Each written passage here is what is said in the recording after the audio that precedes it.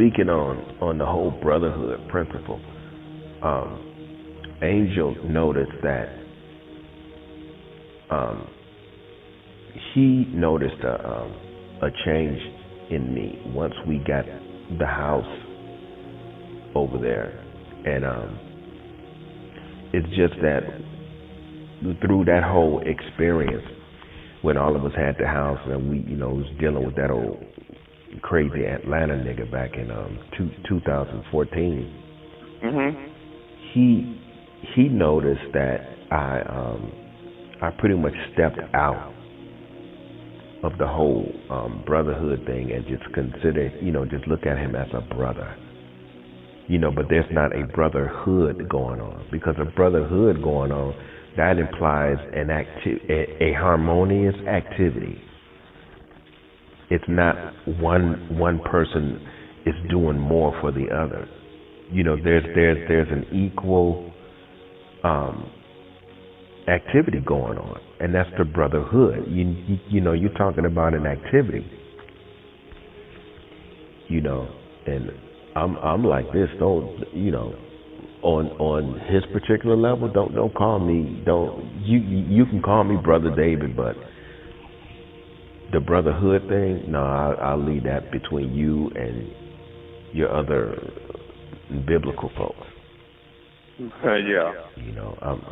I'm not in that circle. Don't want to be in that circle because I know that circle is fake. And regardless if they are all religious and they living up under these laws and all of that, and I'm a free spirit, even when I'm in that circle, I through my free spirit, I'm more submitted to the laws and the ways of Yeshua and all that stuff, more so than they are. Yeah, and they don't see that. That's part of the reason why you have such disdain for people who are into that book, because you follow it more than they do, and you ain't even trying to follow it. Because once I understood his message, I'm like, okay.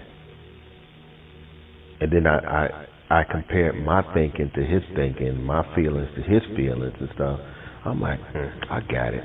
I don't need this, because this is just something that's always been sitting up in me. I've never liked the government. I've always bumped heads with the church, and so once I studied up on him and his way of thinking, I'm like, man, this dude thinks just alike. And so I don't understand why people find it so complicated to understand exactly where he's coming from when it's right there. It's all up in your face.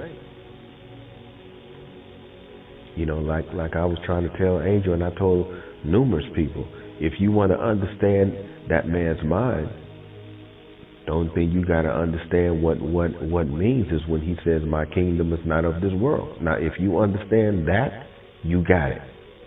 That's all you need to know right there. If you understand what that means as far as being a nonconformist, you don't even need the law no more. Thou shalt not do this, thou shalt not. I don't need you to tell me what I don't need to do. I don't do that anyway. Right.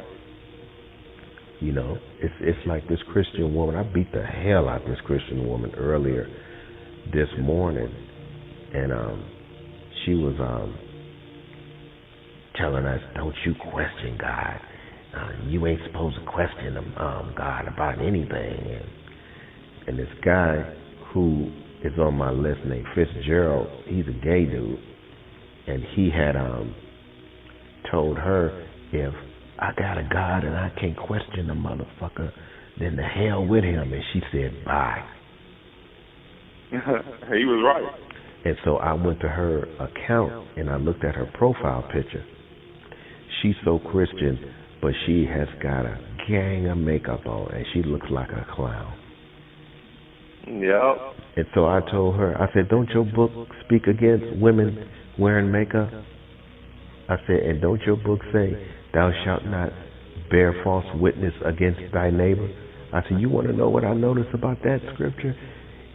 That scripture is only talking about y'all bearing false witness against someone else. I said, but what is it? It never says anything about you standing in front of the mirror bearing false witness against your own self with all that makeup on your face. I knew you was going there. I said, you bearing false witness against yourself.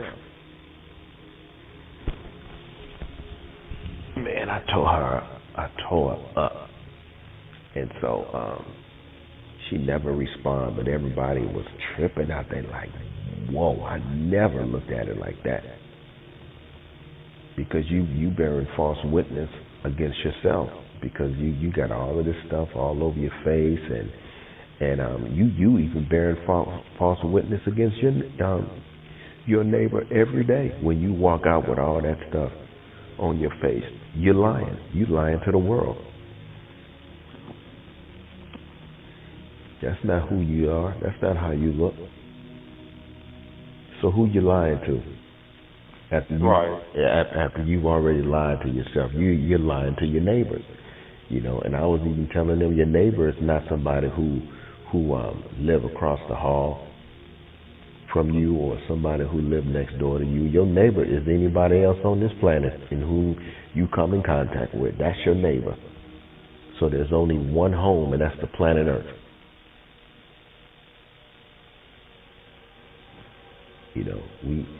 This Western civilization got everybody thinking that their neighbor is somebody who live upstairs from you or live across from you. No, your neighbor could be way over in Afghanistan somewhere. It could be anybody on this planet.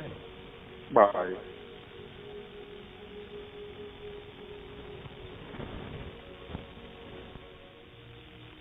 This is what I was telling what's his name when we all had that house over there, and I was telling him, I said, why do you think Paul has said that he loves the brotherhood? I said he's talking about the relationship that he has with his brother. It's an activity that's going on, communication and love in between those brothers, and that's a harmonious movement. It's a harmonious movement of love and everything. Even to where the trust issue is no more a factor. So it's like a oneness of the mind and spirit. And what really relates you is the mind and the spirit. Because you know each other to the degree that you understand each other so well. You know exactly how to communicate with each other in terms of not saying things that you feel is going to offend them, and even when they're having a hard time, you still know them and love them so well that oneness is there. You automatically know how to communicate with them to uplift them and give them sound advice and not just dry advice, to make them feel better. Sound advice is when you give someone advice which penetrates their contentment to the degree that where it brings them peace, and that's the soundness of it. To where after they talk to you, you like, wow, I know exactly what to do now, even if it's nothing.